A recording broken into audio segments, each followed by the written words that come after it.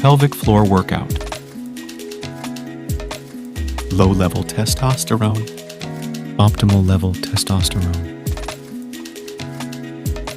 Effects of testosterone in human body. Ready, go.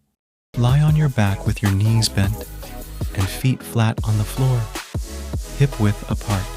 Push through your heels to lift your hips off the floor, forming a straight line from knees to shoulders. Hold the bridge position for a few seconds, squeezing your glutes. Lower your hips back down to the starting position. Next workout. Lie on your back with your knees bent and feet flat on the floor, hip width apart.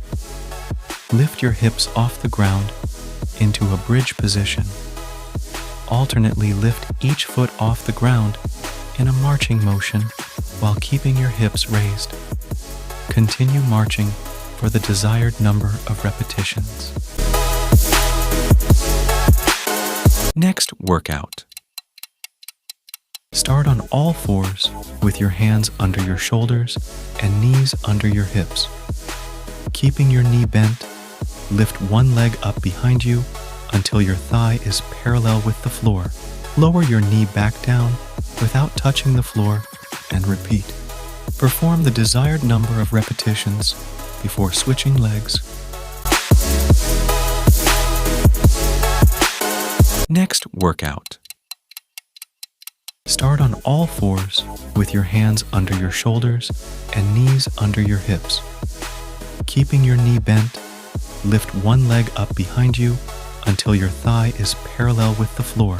Lower your knee back down without touching the floor and repeat. Perform the desired number of repetitions before switching legs.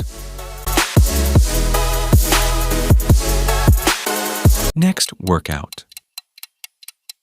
Lie on your side with your legs extended and stacked on top of each other. Support your head with your lower arm or a pillow. Lift your upper leg slightly to create space.